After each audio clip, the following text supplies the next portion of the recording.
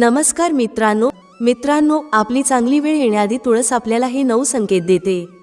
तुळशीने जर हे 9 संकेत दिले तर समजून जा की तुमचे चांगले दिवस लवकरच सुरू होणार आहेत। तसेच तुळशीचे रोप काही वेळा शुभ तर काही वेळा अशुभ घटनांचे संकेत देत असते। ते कसे ते जाणून घेऊया। ब्रह्मवैवर्त पुराणानुसार तुळशीचे रूप खूपच पवित्र आणि दिव्य आहे असे सांगितले आहे। भगवान श्रीकृष्ण यांना तुळस खूप प्रिय आहे। तुळशीच्या पानाशिवाय श्रीकृष्णाला कोणताही प्रसाद आणि भोग चढवला जात नाही, कारण तुळशीच्या पानाशिवाय श्रीकृष्ण कोणताही प्रसाद अथवा भोग स्वीकारत नाहीत।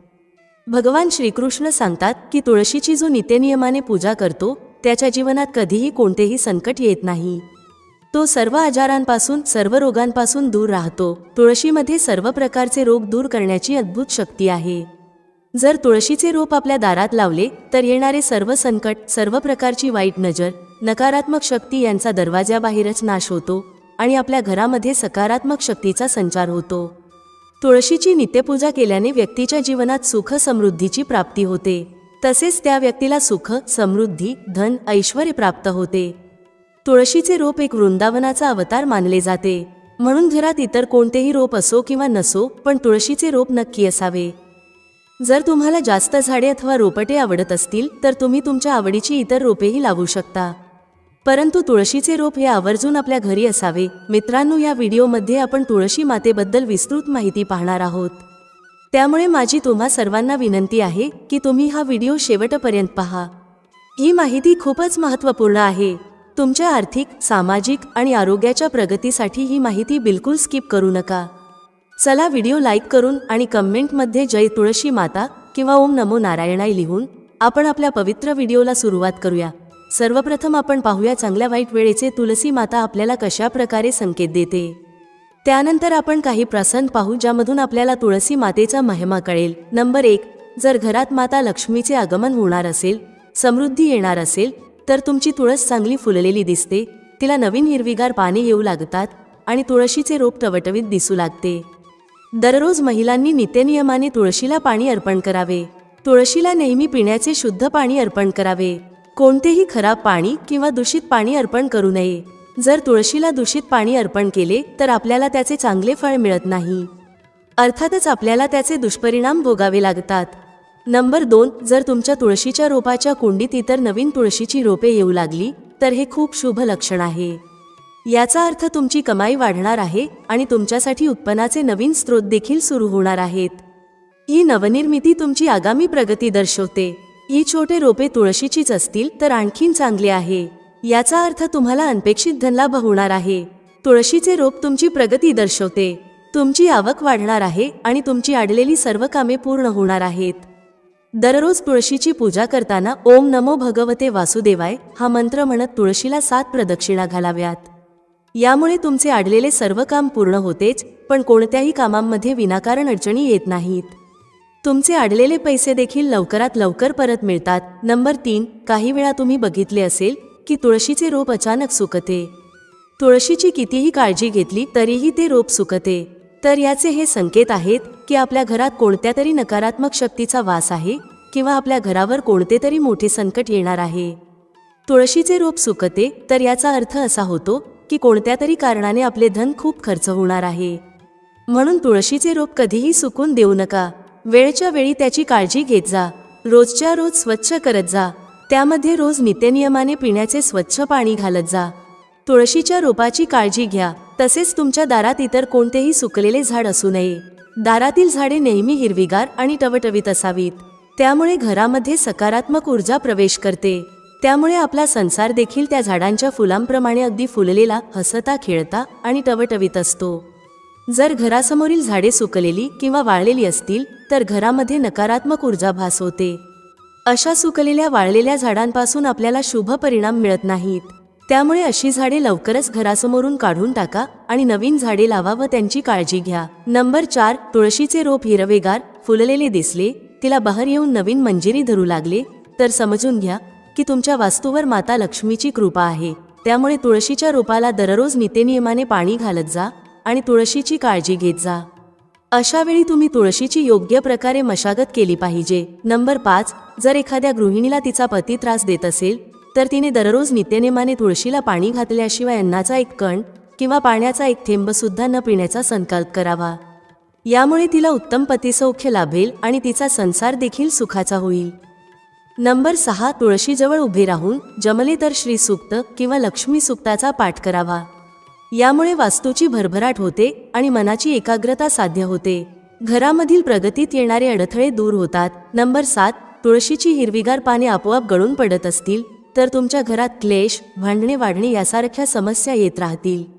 घरातील आपापसात संबंध आणि पारिवारिक संबंध खराब होऊ शकतात. घरामध्ये विनाकारण छोट्याशा कारणांवरून वाद होत राहतात. वडील आणि मुलगा यांच्यामध्ये जास्तच वादाचे प्रमाण दिसते. असे होत असेल तर विनाकारण क्लेश होण्यापासून वाचायचे असेल तर रोज तुळशीजवळ तुपाचा एक दिवा नक्की लावावा. यामुळे घरामध्ये होणाऱ्या कटकटी थांबतात. याशिवाय रोज सायंकाळी तुळशीजवळ तुपाचा दिवा लावल्याने आपल्या घरात लक्ष्मी देखील स्थिर होते. लक्ष्मीचे कायमचे वास्तव्य आपल्या घरामध्ये राहते. त्यामुळे या सर्व कटकटींमधून आपली कायमची सुटका होते. घरामध्ये होणारे वादविवाद आणि अशांतीचे दिवस निघून जातात आणि सुखाचे दिवस लवकरच येतात. घरातील वातावरण आनंदी राहण्यासाठी व घरामध्ये लक्ष्मीचे सदैव वास्तव्य राहण्यासाठी रामबाण उपाय म्हणजे दररोज तुळशीजवळ तुपाचा दिवा नक्की लावावा. नंबर 8, तुळशीच्या रोपाजवळ दुसरे नवीन रोप येत असेल तर याचा अर्थ असा होतो की तुमच्या घरात आनंद येणार आहे, तुमच्या व्यापारात वाढ होणार आहे आणि तुम्हाला धनलाभ होणार आहे. नंबर 9, तुळशीच्या रोपाजवळ छोटेसे फुलपाखरू येत असेल तर लवकरच तुमचे सुखाचे दिवस येणार आहेत. तुळशीच्या रोपावर फुलपाखरू येणे म्हणजे अतिशय शुभ संकेत आहे. तुळशीच्या रोपाजवळ फुलपाखरू आले तर तुमचे नशीब बदलू शकते. तुम्हाला पैसे येण्याचे नवीन मार्ग खुले होतील आणि नवीन नवीन संधी उपलब्ध होतील. तुमच्या व्यापारामध्ये व्यवसायामध्ये वाढ होईल असा संकेत असतो किंवा त्याचा अर्थ असा असतो की लवकरच तुम्हाला धनलाभ होणार आहे. तुमची कोणती तरी मोठी इच्छा पूर्ण होणार आहे. नंबर 10, ज्या घरात बहरलेली तुळस असते त्या घरात आनंद, ऐश्वर्य दिसून येते. तर ज्या घरामध्ये वाळलेली तुळस दिसून येते त्या घरामध्ये कलह, आर्थिक तंगी, मतभेद असतात आणि घरावर अवकळा दिसून येते. अशा घरामध्ये कितीही पैसा येत राहिला तरी तो टिकत नाही. विनाकारण नको त्या गोष्टींवर पैसा वाया जात असतो, कारण तुळशी आणि माता लक्ष्मी या मैत्रिणी असतात. सायंकाळच्या वेळेस ज्या वेळेस आपण तुळशीजवळ दिवा लावतो त्यावेळी माता लक्ष्मी देखील तुळशीजवळ गप्पा मारत थांबते आणि नंतर आपल्या घरामध्ये प्रवेश करते. जर तुळशीजवळ दिवा लावला असेल तर नक्कीच लक्ष्मी आपल्या घरामध्ये प्रवेश करते. त्यामुळे सायंकाळच्या वेळी न चुकता तुळशीजवळ दिवा लावा. शुद्ध गाईच्या तुपाचा दिवा लावल्याने सकारात्मक ऊर्जा देखील प्रदान होते. यामुळे आपल्या घरी लक्ष्मी कायमस्वरूपी निवास करते. त्यामुळे पूर्वीचे लोक अंगणातील तुळशीवरून घरातील लोक कसे आहेत याचे वर्णन करायचे. जर तुळस फुललेली असेल तर त्या घरामध्ये आनंदाचे उदाहरण दिसत असे आणि जर एखाद्या घराची तुळस सुकलेली असेल तर त्या घरामध्ये सतत वाद, कटकटी आणि पैशांची कमतरता जाणवत असे. नंबर 11, अनेक वेळा असे घडते की तुळशीजवळ मुंग्या जमू लागतात व त्या आपले घर मातीत बनवतात किंवा इतर कीटकांचा प्रादुर्भाव दिसून येतो. असे होणे अत्यंत अशुभ मानले जाते. याचा अर्थ असा होतो की तुमच्या कुटुंबावर एखादे मोठे संकट येऊ शकते किंवा तुमच्या घरातील एखादी व्यक्ती आजारी पडू शकते आणि त्यांच्यावर मोठ्या प्रमाणात पैसा खर्च करावा लागू शकतो. म्हणून नेहमी लक्षात ठेवा, जेव्हा तुळशीजवळ मिठाई किंवा प्रसाद ठेवाल तेव्हा वेळेतच तिथून प्रसाद उचला व बाजूला ठेवा, म्हणजे त्याला मुंग्या लागणार नाहीत. या सर्व गोष्टींची काळजी घेतली तर तुळशीचे रोप बहरलेले अगदी चांगले राहू शकते. नंबर 12, तुळशीचे रोप आपल्याला चांगल्या वाईट येणाऱ्या गोष्टींबद्दल संकेत देत असते. आपण असंही बघितलं असेल की तुळशीच्या रोपाजवळ कधी कधी मुंग्या जमा होत असतात. याचा अर्थ असा होतो की कोणती तरी बाहेरची व्यक्ती तुमच्या घरावर विपत्ती आणणार आहे. कोणत्या तरी व्यक्तीमुळे तुमचे मोठे नुकसान होऊ शकते. नंबर 13, तुळशीच्या रोपाजवळ चिमण्या किंवा चिमण्यांची पिल्लं येऊन बसत असतील तर याचा अर्थ असा होतो की लवकरच तुम्हाला धनलाभ होणार आहे किंवा तुमची कोणती तरी सर्वात मोठी इच्छा लवकरच पूर्ण होणार आहे. खूप दिवसांपासून अडलेलं काम तुमचं लवकरात लवकर पूर्ण होणार आहे. त्यापासून कुटुंबातील सर्व व्यक्तींना खूप आनंद मिळणार आहे किंवा तुम्हाला एखाद्या कामामध्ये किंवा व्यवहारामध्ये संपूर्ण यश आणि फायदा मिळणार आहे. मैत्रिणींनो, या 3 स्त्रियांनी तुळशी मातेला कधीही जल अर्पण करू नये.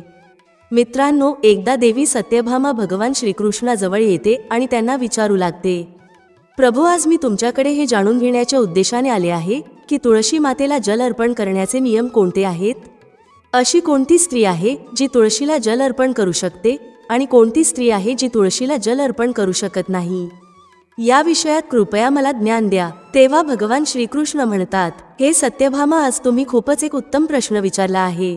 तुळशीला जल अर्पण करण्याचे काही महत्त्वपूर्ण नियम असतात, ज्या नियमांचे पालन करतच तुळशीला जल अर्पण करायला हवे. जर एखादा व्यक्ती या नियमांचे पालन करत नसेल तर अशा व्यक्तीला महापाप लागत असतो. माता लक्ष्मी असे घर सोडून निघून जाते. हे देवी, आज मी अशा 3 स्त्रियांबद्दल तुम्हाला सांगणार आहे, ज्या स्त्रियांनी चुकूनही तुळशीला जल अर्पण करू नये. अशा स्त्रियांना तुळशी मातेला जल अर्पण करण्याचा कोणताही शुभ फळ प्राप्त होत नाही. उलट जर ह्या 3 स्त्रियांनी तुळशी मातेला जल अर्पण केले तर यांना महापाप लागू शकतो. तुळशी मातेला जल अर्पण करण्याचे नियम सांगण्यापूर्वी हे देवी, मी तुम्हाला करुणाचा प्राचीन इतिहास सांगत आहे. तुम्ही हे लक्षपूर्वक ऐका. जी पण स्त्री ह्या प्राचीन कथेचा श्रवण करते अशा स्त्रीला अनंत पुण्याची प्राप्ती होते. या कथेला जो पण मनुष्य लक्षपूर्वक ऐकतो आणि या कथेचा जो प्रचार करतो त्याच्या आयुष्यातील सर्व दुःखांचा नाश होतो आणि अशा व्यक्तीच्या आयुष्यातील दारिद्र्याचा पूर्णपणे नाश होतो. देवी सत्यभामा म्हणते, हे स्वामी, तुमच्या मुखातून या कथेचे श्रवण करणे हे माझ्यासाठी एक सौभाग्याची गोष्ट आहे. कृपया तुम्ही ही कथा सांगण्यास सुरुवात करा. मी ही कथा पूर्णपणे नक्कीच ऐकेल. मित्रांनो, त्यानंतर भगवान श्रीकृष्ण देवी सत्यभामा हिला कथा सांगण्यास प्रारंभ करतात. मित्रांनो, तुम्ही सुद्धा ही कथा पूर्णपणे नक्की ऐका, कारण अर्धे ज्ञान हे नेहमी धोकादायक असते. तर चला आपण कथेला सुरुवात करूया. भगवान श्रीकृष्ण म्हणतात, हे देवी सत्यभामा, पूर्वकाळातील गोष्ट आहे. दक्षिण देशामध्ये एक अत्यंत शोभामय नगरी होती. त्या नगरीमध्ये दिनकर नावाचा एक ब्राह्मण निवास करत होता. दिनकर खूपच बुद्धिमान आणि शास्त्रांमध्ये, वेदांमध्ये पारंगत होता. त्यांनी वेदांचे खूप अध्ययन केले होते. त्याच नगराच्या शेजारी आणखी एक नगर होते. त्या नगरामध्ये हरिभाऊ नावाचा एक विद्वान ब्राह्मण राहत होता. त्याला एक मुलगी होती जिथे नाव करुणा होते. हरिभाऊने खूपच प्रेमाने, लाडाने त्याच्या मुलीला वाढविले होते. हरिभाऊची मुलगी अत्यंत सुंदर आणि गुणवान होती. जेव्हा करुणा लग्नासाठी पात्र झाली तेव्हा हरिभाऊला त्याच्या मुलीच्या लग्नाची चिंता सतावू लागली. त्यामुळेच हरिभाऊ त्याच्या पत्नीला म्हणाला, हे प्रिये, आपली मुलगी आता मोठी झाली आहे आणि म्हणूनच आपण तिचे लग्न लावून द्यायला हवे.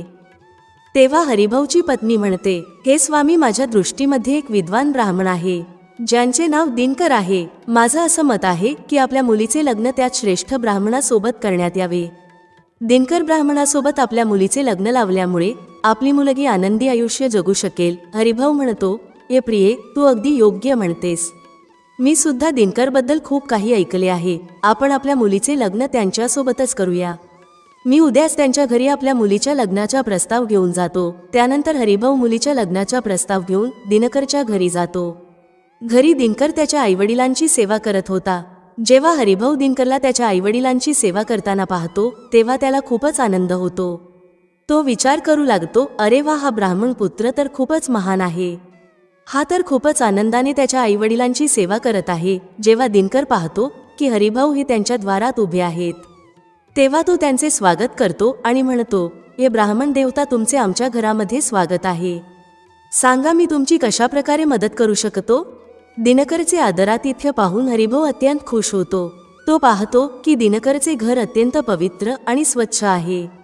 त्याच्या घरासमोर एक तुळशीचे झाड आहे आणि घराच्या आतमध्ये भगवान श्रीहरी विष्णू यांची प्रतिमा ठेवलेली आहे.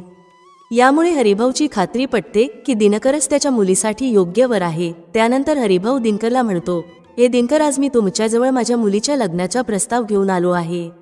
माझ्या मुलीसाठी तुमच्यासारखा चांगला माणूस इतरत्र कुठेही सापडू शकत नाही. दिनकराचे आई वडील सुद्धा हरिभाऊचे हे बोलणं ऐकल्यानंतर प्रसन्न होतात आणि दिनकरला लग्न करण्यासाठी तयार करतात. त्यानंतर दिनकर सुद्धा लग्न करण्यासाठी तयार होतो. विवाहाचा मुहूर्त ठरवला जातो आणि एका पवित्र ठिकाणी दिनकर आणि करुणाचा विवाह सोहळा संपन्न केला जातो. करुणाचे सुंदर आणि मनमोहक रूप पाहून दिनकर खूपच आनंदी होतो. करुणा अत्यंत गुणवान आणि चरित्रवान स्त्री होती. विवाहानंतर जेव्हा करुणा दिनकरच्या घरी जाते तेव्हा ती तिच्या नवऱ्याची, सासू सासऱ्यांची खूपच चांगल्या प्रकारे सेवा करते. तिच्या गोड बोलण्याने आणि कार्याने ती सर्वांचे मन जिंकते. करुणाच्या सासरची लोक सुद्धा करुणाच्या वागणुकीमुळे खूपच आनंदी असतात. करुणा नेहमी नवरा उठण्यापूर्वी उठून घराचा अंगण साफ करायची, त्यानंतर घरामध्ये साफसफाई करायची व त्यानंतर ती आंघोळ करायची. अंघोळ केल्यानंतर ती नित्यनेमाने तुळशी मातेला जल अर्पण करायची व त्यानंतर पूजा घरात जाऊन भगवान श्रीहरी विष्णू आणि माता लक्ष्मी यांची पूजा करायची व त्यानंतर अन्न शिजवून त्यामध्ये तुळशीपत्र ठेवून तो प्रसाद भगवान श्रीहरी विष्णू यांना अर्पण करायची। त्यानंतर ती तिच्या नवऱ्याला भोजन द्यायची व त्यानंतर स्वतः भोजन ग्रहण करायची। रात्री ती पतीचे पाय दाबून नवरा झोपल्यानंतर ती झोपायची। करुणामध्ये एका पतिव्रता स्त्रीचे सर्व लक्षण होते। ती तिच्या नवऱ्याला देव मानायची आणि देव मानूनच नवऱ्याची सेवा करत असे। करुणाने पतीव्यतिरिक्त दुसऱ्या पुरुषाबद्दल कधीच विचार केला नाही। ती नेहमी धर्माचे पालन करणारी आणि धार्मिक कार्य करणारी पवित्र स्त्री होती। तिने कधीही तिच्या आयुष्यात कोणतेही अशुभ कार्य केले नाहीत। करुणाचा असा सात्विक आणि सरळ स्वभाव पाहून माता लक्ष्मी सुद्धा करुणावर प्रसन्न असायची, ज्यामुळे माता लक्ष्मी स्वतः तिच्या घरात येऊन निवास करू लागते, ज्यामुळे करुणाच्या आयुष्यात सुख समृद्धी अनेक पटीने वाढली। भगवान श्रीकृष्ण म्हणतात, हे देवी सत्यभामा, देवी लक्ष्मी त्याच स्त्रियांवर तिची कृपादृष्टी ठेवते ज्या स्त्रिया पतिव्रता असतात आणि ज्या सत्य धर्माचे पालन करतात। करुणाच्या मध्ये ते सर्व लक्षण होते जे एका श्रेष्ठ पतिव्रता स्त्रीमध्ये असायला हवेत। परंतु हे देवी, पुढे मी तुम्हाला सांगणार आहे की करुणाने एक चूक केली, ज्या चुकीमुळे देवी लक्ष्मी तिचे घर त्यागून निघून गेली। एके दिवशी सकाळी करुणाचा नवरा अत्यंत कामातूर होऊन करुणाच्या जवळ आला व त्यानंतर त्याने करुणासोबत संबंध स्थापित केला, ज्यामुळे करुणाचे शरीर अपवित्र झाले। परंतु करुणाचे मन सुद्धा कामाच्या प्रभावांमध्येच होते आणि त्यामुळेच ती तिचे नित्य नियम विसरून गेली।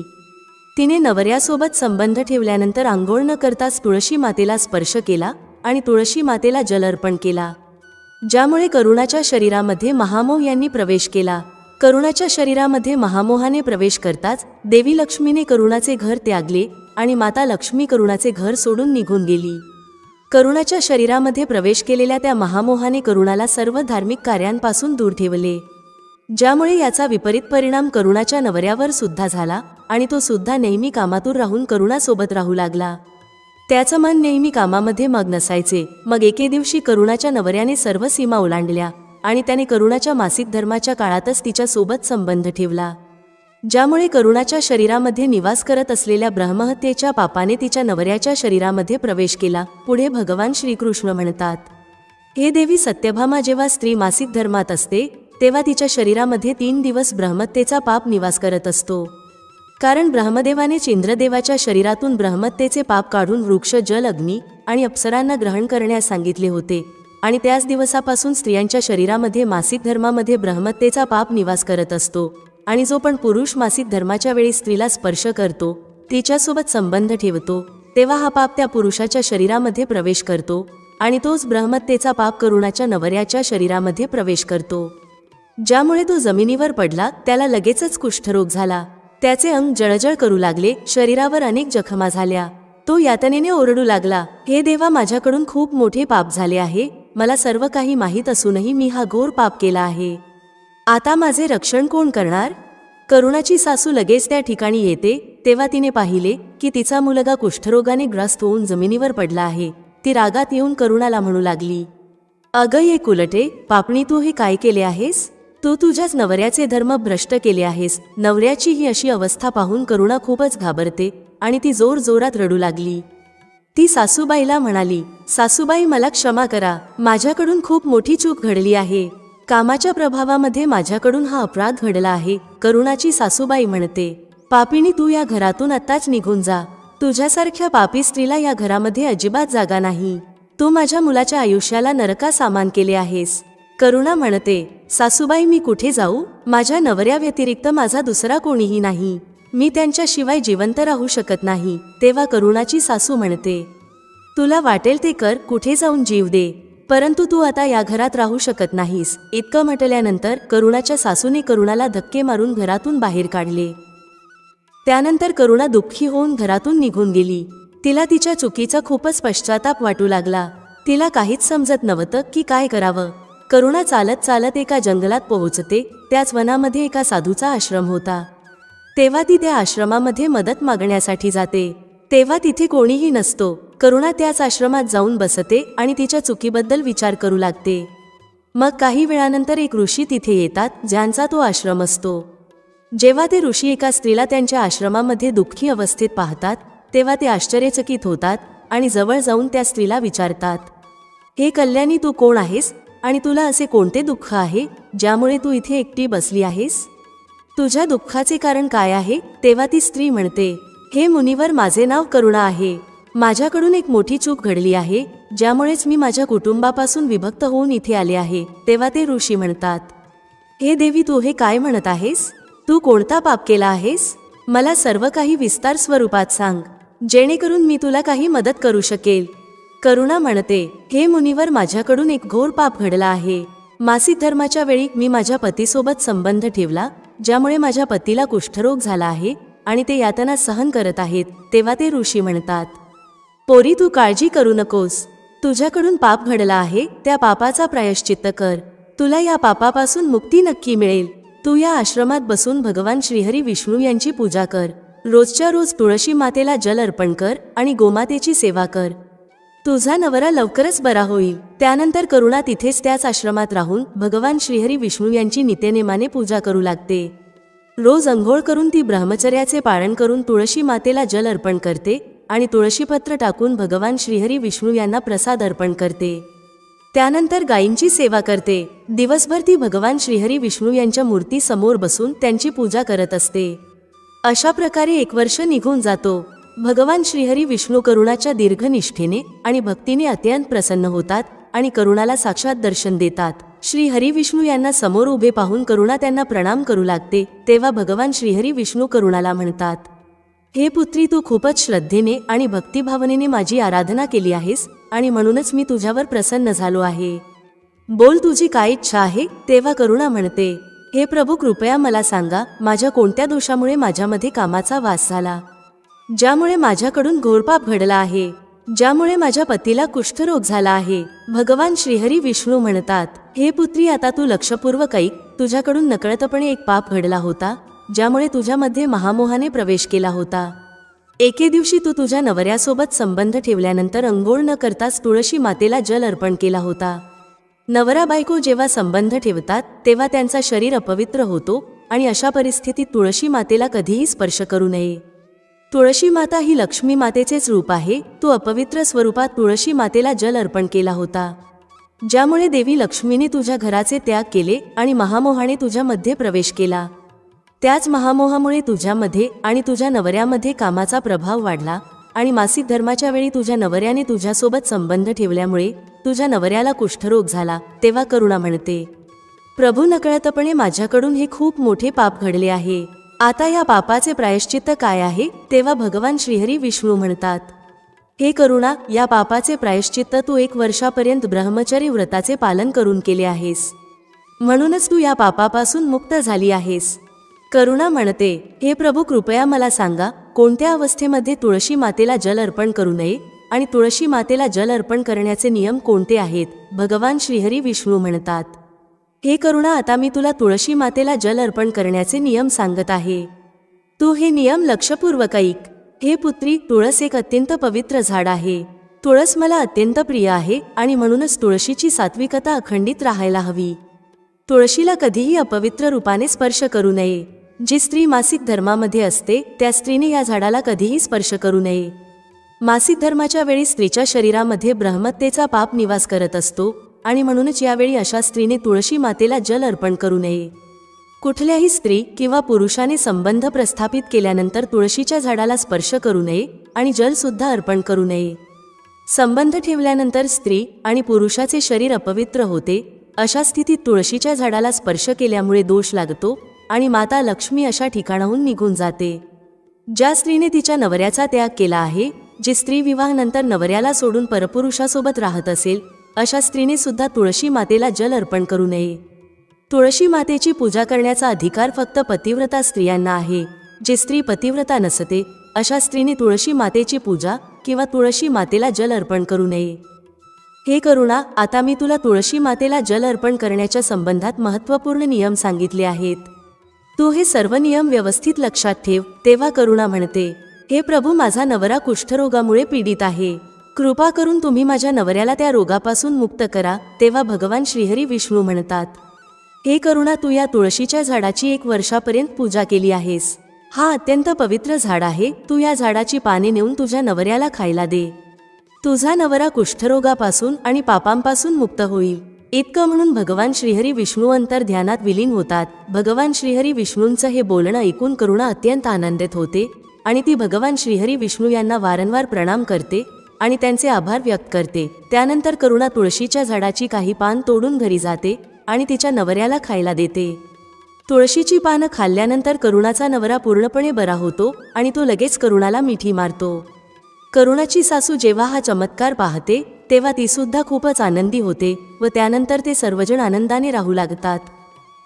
भगवान श्रीकृष्ण म्हणतात, हे सत्यभामा, म्हणूनच या अवस्थांमध्ये स्त्रियांनी कधीही तुळशी मातेला जल अर्पण करू नये. त्याचबरोबर तुळशी मातेला स्पर्श सुद्धा करू नये, अन्यथा या गोष्टीचे अशुभ परिणाम भोगावे लागू शकतात. ज्या प्रकारे करुणाला तिच्या पापांचे फळ भोगावे लागले. भक्तांनो, पुढे आपण जाणून घेऊया तुळशीजवळ एक दिवा लावल्याने कोणते फळ प्राप्त होते. जाणून घेऊया याबाबतीत भगवान श्रीकृष्ण काय म्हणतात. मंडळी, एकदा देवी सत्यभामा भगवान श्रीकृष्ण यांच्या जवळ येऊन विचारते, हे स्वामी, माझ्या मनामध्ये काही प्रश्न उपस्थित झाले आहेत. कृपया तुम्ही मला योग्य मार्गदर्शन करावे. तेव्हा भगवान श्रीकृष्ण म्हणतात, हे देवी सत्यभामा, तुमच्या मनात जे पण प्रश्न असतील ते कृपया मला सांगा. मी तुमच्या सर्व प्रश्नांची उत्तरं देऊन तुमच्या मनाची शांती करेल. तेव्हा सत्यभामा म्हणते, हे स्वामी, तुळशी मातेजवळ दिवा लावल्याने कोणते पुण्य प्राप्त होत असतात आणि रोज संध्याकाळी तुळशीजवळ दिवा का लावावा? असं केल्याने मनुष्याला कोणते फळ प्राप्त होतात? त्याचबरोबर तुळशीजवळ दिवा लावण्याचा विधी काय आहे? तुळशीजवळ दिवा लावत असताना कोणत्या मंत्राचा जप करावा? कृपया तुम्ही मला याबाबतीत विस्तारपूर्वक माहिती सांगा. तेव्हा भगवान श्रीकृष्ण म्हणतात, हे देवी, आज तुम्ही समस्त मानवजातीच्या कल्याणासाठी खूपच महत्त्वपूर्ण प्रश्न विचारला आहे. तुमच्या ह्या प्रश्नाचे उत्तर देण्यापूर्वी मी तुम्हाला एक प्राचीन कथा सांगू इच्छित आहे, ज्या कथेमार्फत तुमच्या सर्व प्रश्नांची उत्तरं तुम्हाला मिळू शकतील. संध्याकाळी तुळशीजवळ दिवा लावल्याने ज्या फळाची प्राप्ती होत असते त्याच गोष्टीचा वर्णन मी या कथेमध्ये करणार आहे आणि म्हणूनच तुम्ही या कथेला ध्यानपूर्वक आणि शेवटपर्यंत ऐका. तेव्हा देवी सत्यभामा म्हणते, हे प्रभू, मी या कथेला ऐकण्यासाठी खूपच उत्सुक आहे. कृपा करून तुम्ही मला ही कथा सांगा. तेव्हा भगवान श्रीकृष्ण म्हणतात, हे देवी, मी तुम्हाला कथा तर सांगणारच आहे, परंतु जे पण मनुष्य ही कथा ऐकत आहेत त्यांनी माझ्या नावाने एक कमेंट केली आणि व्हिडिओला लाईक केलं तर मला खूप आनंद होईल. माझा आशीर्वाद सदैव त्यांच्या सोबत राहील. तर मित्रांनो, कमेंटमध्ये जय श्रीकृष्ण टाईप करून व्हिडिओला लाईक करायला विसरू नका. त्याचबरोबर जर तुम्ही असेच धार्मिक व्हिडिओ पाहू इच्छित असाल, पौराणिक ज्ञान, पौराणिक माहिती मिळवू इच्छित असाल तर करुणासागर यूट्यूब चॅनेलला सबस्क्राईब करून आमच्याबरोबर निरंतर जोडून राहा. भगवान श्रीकृष्ण म्हणतात, हे देवी, प्राचीन काळातील गोष्ट आहे. दक्षिण दिशेमध्ये तुंगभद्रा नावाची एक खूप मोठी नदी आहे.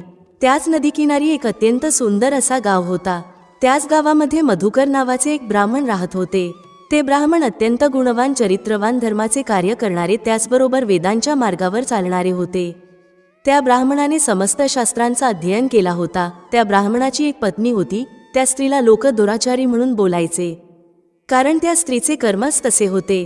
ती नेहमी तिच्या नवऱ्याला अपमानित करत असे, नवऱ्याला उलट सुलट काहीही बोलत असे.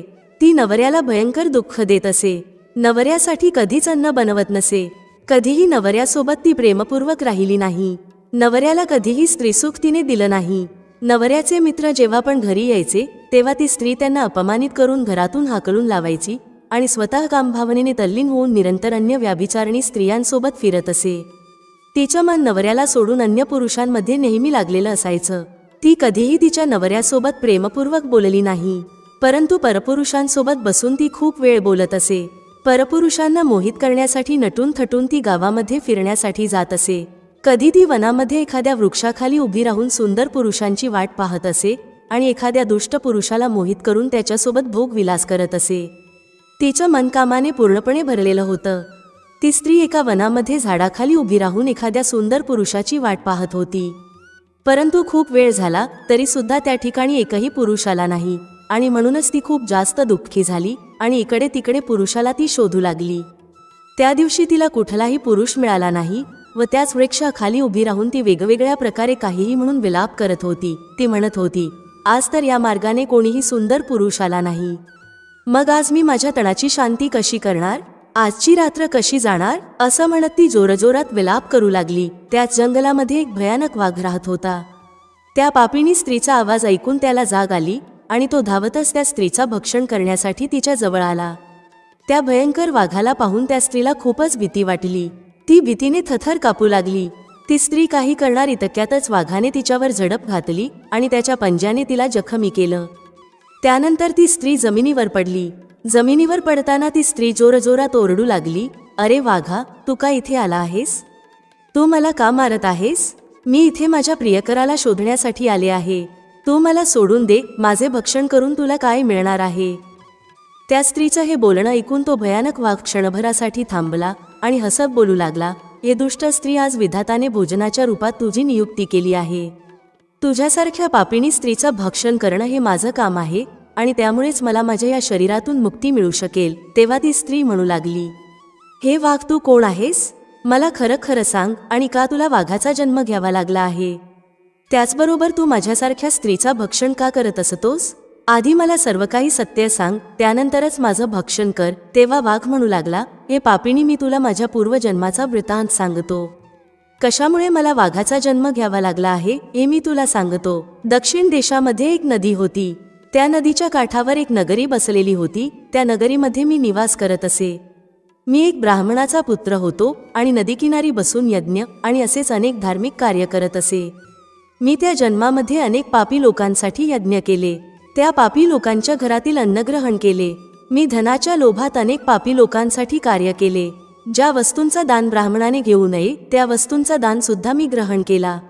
मी दुसऱ्यांकडून उधारीवर धन घेत असे, परंतु त्यांचे ते धन कधीही परत करत नसे. अशाच प्रकारे पाप करत कित्येक वर्ष निघून गेले. मी म्हातारा झालो, माझे केस सफेद झाले, सर्व दात पडले. परंतु तरीसुद्धा दान घेण्याची माझी ती सवय सुटली नाही आणि मी निरंतर पाप करतच गेलो. त्यानंतर एके दिवशी धनाच्या लोभामध्ये मी एका नदीकिनारी गेलो आणि अन्य धूर्त ब्राह्मणांसोबत मिळून मी आणखी काही लोकांना फसवलं. खोटे मंत्र वचन बोलून पूजाविधी काहीही न करता, देवी देवतांचे पूजन न करता खूप सारे धन मी त्यांच्याकडून दानामध्ये घेतलं. त्यानंतर त्याच ठिकाणावर एक रोगीट कुत्रा माझ्या पायाला चावला आणि मी बेशुद्ध होऊन खाली पडलो. त्याच वेळेला माझे प्राण निघून गेले. त्यानंतर यमाचे 2 दूत त्या ठिकाणावर प्रकट झाले आणि मला पकडून ते यमपुरीमध्ये घेऊन गेले. यमपुरीमध्ये गेल्यानंतर यमराजांनी चित्रगुप्ताकडे माझ्या कर्मांचा लेखाजोखा मागितला. चित्रगुप्त म्हणू लागले, हे धर्मराज, या ब्राह्मणाने खूप मोठे मोठे पाप केले आहेत. हा ब्राह्मण दुसऱ्यांसोबत खोटं बोलून त्यांचं धन लुबाडत होता. विधिवत पूजा न करता खोटे मंत्र बोलून देवाचा अपमान करत होता आणि म्हणूनच हा ब्राह्मण फक्त नरकात जाण्याच्याच लायकीचा आहे. तेव्हा यमराजांनी त्यांच्या दूतांना आदेश दिला आणि त्या ब्राह्मणाला नरकाच्या अग्नीमध्ये टाकून दिलं. अनेक वर्षांपर्यंत नरकाची शिक्षा भोगल्यानंतर त्या ब्राह्मणाला म्हणजेच मला वाघाचा जन्म मिळाला आणि मी ह्या दुर्गम वनामध्ये निवास करू लागलो. मी माझ्या पूर्वजन्मातील पाप आठवून कधीही महात्मा, साधू पुरुष, पतिव्रता स्त्री यांचे भक्षण करत नाही.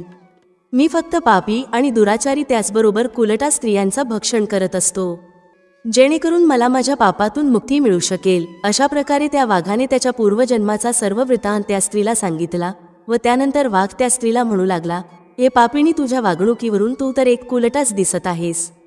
तू स्वतःच्या नवऱ्याला सोडून या वनामध्ये अन्य पुरुषांसोबत भोगविलास करण्यासाठी आली आहेस आणि म्हणूनच आज तू माझं भोजन बनणार आहेस. इतकं म्हणून त्या वाघाने त्याच्या तीक्ष्ण नखांनी त्या स्त्रीचे तुकडे तुकडे केले आणि तिला खाऊन टाकलं. त्यानंतर त्या ठिकाणावर यमाचे 2 दूत प्रकट झाले आणि त्या पापिणी स्त्रीला उचलून यमपुरीत घेऊन गेले. तिकडे नेल्यानंतर यमराजांसमोर तिला उभं केलं. त्यानंतर चित्रगुप्ताने त्या स्त्रीचा लेखाजोखा काढला आणि ते यमराजाला म्हणाले, हे धर्मराज, ही स्त्री अत्यंत पापिणी स्त्री आहे. हिने खूप घोर पाप केले आहेत. हिने व्याभिचार केला आहे. हिने नवऱ्याची कधीही सेवा केली नाही. नवऱ्याला सोडून परपुरुषांसोबत ही भोगविलास करत असे. त्या पापिणीचे पाप ऐकून यमराजाने त्या स्त्रीला अग्नीने भरलेल्या कुंडांमध्ये टाकण्याचा आदेश दिला. अनेक वर्षांपर्यंत ती स्त्री त्या कुंडामध्येच होती. त्यानंतर त्या कुंडामधून काढून रौरव नावाच्या नरकामध्ये तिला टाकण्यात आले. अशा प्रकारे अनेक वर्षांपर्यंत वेगवेगळ्या नरकांची पीडा सहन केल्यानंतर त्या महापापिणी स्त्रीला पुन्हा पृथ्वी लोकावर जन्म देण्यात आला. पुन्हा जन्म घेतल्यानंतर सुद्धा ती स्त्री अनेक पाप करू लागली, व्याभिचार करू लागली, अनेक पापी पुरुषांसोबत ती फिरू लागली.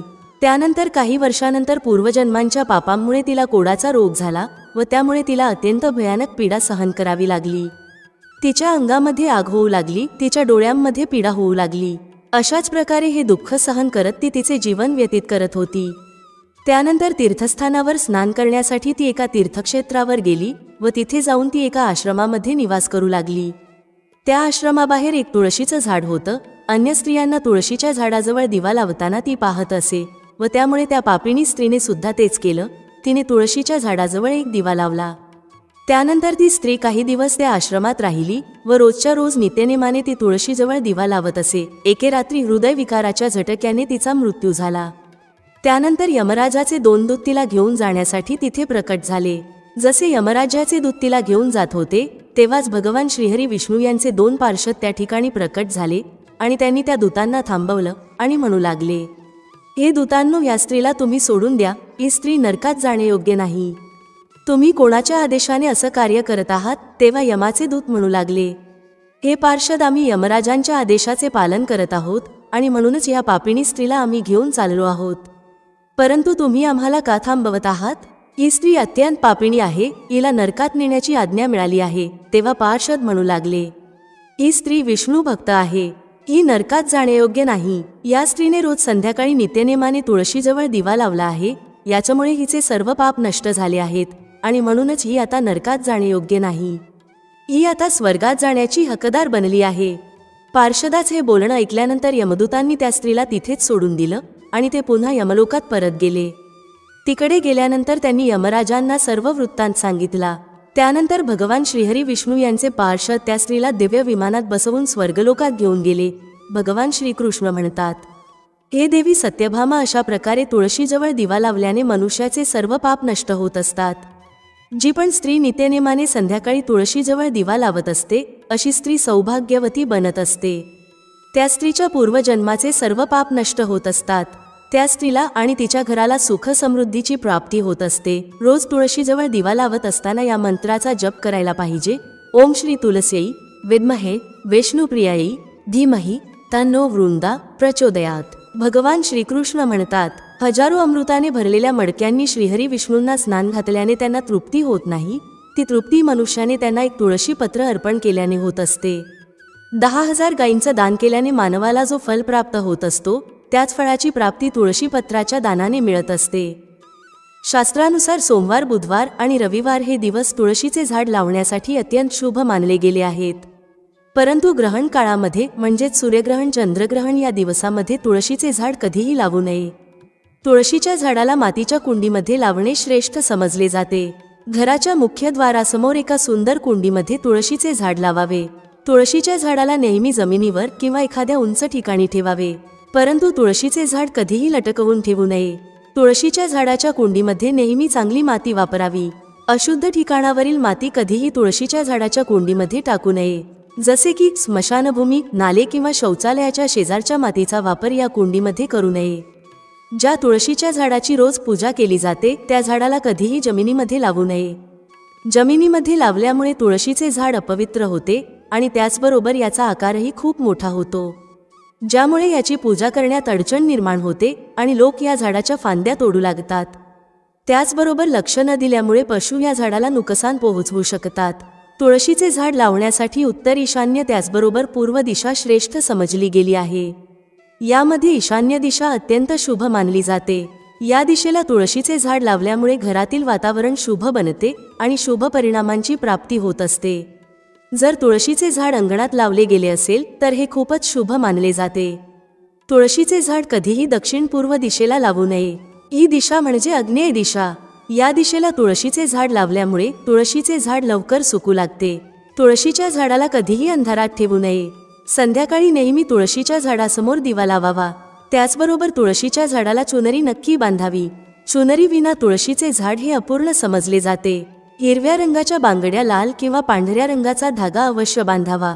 तुळशीची पानं तोडताना नेहमी लक्षात ठेवा, चाकू किंवा दुसऱ्या कोणत्याही धारदार वस्तूंचा प्रयोग करून तुळशीची पानं तोडू नयेत. तुळशीची पानं नेहमी बोटाने तोडावीत. तुळशीच्या झाडाची कधीही फांदी तोडू नये.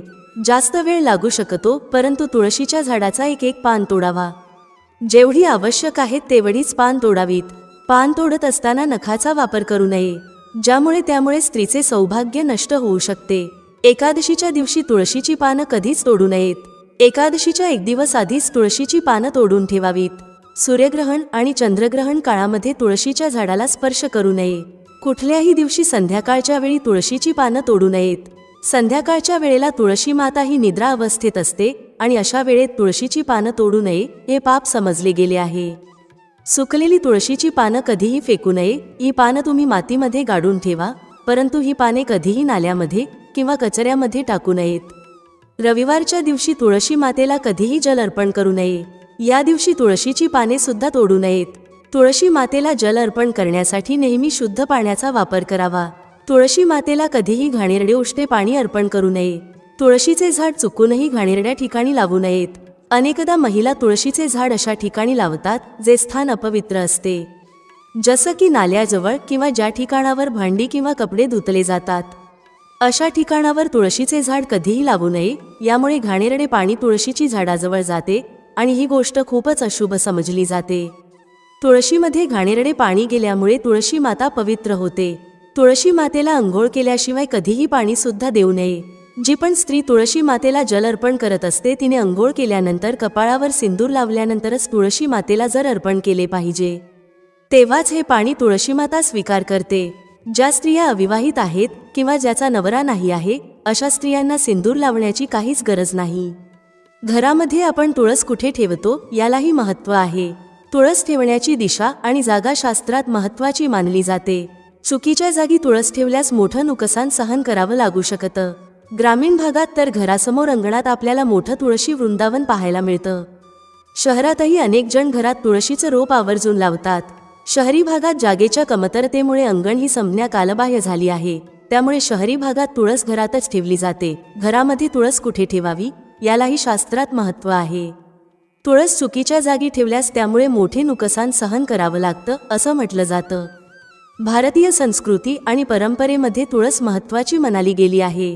तुळस हे फक्त रोपटं नसून तुळस आरोग्यासाठी खूप फायदेशीर मानली जाते. तुळशीची पाने खाल्ल्याने अनेक रोग दूर होतात. तुळस घरात ठेवणं शुभ मानलं जातं. त्यामुळे घरात शांतता येते आणि वातावरण आनंदी होतं. आपल्या सोयीनुसार तुळस अंगणात किंवा एखाद्या कुंडीमध्ये लावली जाते. घरात तुळशीचं रोप पश्चिम, उत्तर किंवा ईशान्य दिशेला लावू शकता. पूर्व दिशेला तुळस ठेवू नये असं म्हणतात. तसेच घराच्या छतावरही तुळस ठेवू नये. घराच्या छतावर तुळस ठेवल्यास दोष लागतो आणि फायद्याऐवजी नुकसान होतं. त्यामुळे तुळस योग्य जागीच ठेवावी. तुळस घरामधले सगळे दोष दूर करते. तसेच तुळशीमुळे कुटुंबाचं आरोग्यही चांगलं राहतं. तुळशीचे अनेक फायदे आहेत हे सगळ्यांनाच माहिती आहे. कोणत्याही आजारांवर तुळस हा रामबाण उपाय आहे. शरीराची प्रतिकारक शक्ती वाढवण्यासाठी सुद्धा तुळस प्रभावी ठरते. सर्दी आणि खोकला पळवण्यासाठी सुद्धा तुळशीचा वापर केला जातो. तुळशीला धार्मिक आणि सांस्कृतिक महत्त्व तर आहेच. वारकरी संप्रदायामध्ये तुळस पूजनीय आहे. म्हणूनच वारकरी गळ्यात तुळशीची माळ घालतात. मित्रांनो, म्हणूनच तुमच्या घरात असलेली तुळस तुम्ही कोणत्या दिशेला ठेवली आहे हे लगेच पहा. चुकीच्या ठिकाणी असेल तर लगेच तिची जागा बदला आणि घरात आनंद निर्माण करा. लक्षात ठेवा, तुळशीचे झाड कधीही सुकू नये हे अशुभ संकेत घेऊन येते. तुळशीचे झाड सुकल्यानंतर समजून जावे की घरामध्ये नकारात्मक शक्तीचा वास झाला आहे आणि म्हणूनच लगेच वास्तू संबंधित उपाय करून घ्यायला हवेत. गुरुवारच्या दिवशी तुळशीच्या झाडामध्ये कच्चे दूध टाकल्यामुळे माता लक्ष्मी अत्यंत प्रसन्न होते. घरामधून दुःख, दरिद्रता आणि अशांती संपून जाते. गुरुवारच्या दिवशी केळ्याच्या झाडासोबतच तुळशीचे पूजनही केले जाते. यामुळे अपार धनसंपत्तीची प्राप्ती होते, जी संपत्ती कधीही खर्च होत नाही. केळ्यामध्ये भगवान श्रीहरी विष्णू आणि तुळशीमध्ये माता लक्ष्मी यांचा वास असतो. म्हणूनच गुरुवारी यांचे पूजन अवश्य करावे. मित्रांनो, सनातन हिंदू धर्मामध्ये तुळशीच्या झाडाला अत्याधिक महत्त्व आहे. तुळशीच्या झाडाची सर्वात पहिले पूजा भगवान श्रीहरी विष्णू यांनी केली होती. भगवान श्रीहरी विष्णू म्हणतात, ज्या प्रकारे देवी लक्ष्मीमुळे वैकुंठाला ऐश्वर्य प्राप्त होत असतो, त्याच प्रकारे वैकुंठामध्ये तुळस असल्यामुळेच वैकुंठाला पवित्रता प्राप्त होत असते. पृथ्वीवर ज्या ठिकाणावर तुळशीचा झाड असेल त्या ठिकाणावर कधीच नकारात्मकतेचा वास राहणार नाही. असे स्थान नेहमी पवित्र असेल आणि म्हणूनच आपल्या घरामध्ये तुळशीचे झाड आपण अवश्य लावावे. तर मित्रांनो, अशा प्रकारे तुळशी मातेचा महिमा अंगिणत आहे. मित्रांनो, व्हिडिओमध्ये सांगितलेली माहिती तुम्हाला आवडली असेल तर व्हिडिओला लाईक करायला विसरू नका. भेटूया पुढच्या अशाच एका माहितीपूर्वक व्हिडिओमध्ये एका नवीन चर्चेसह. तुम्हा सर्वांचे मनःपूर्वक आभार. श्री स्वामी समर्थ. जय श्री राम, जय श्री हनुमान, जय श्री कृष्ण, जय माता लक्ष्मी.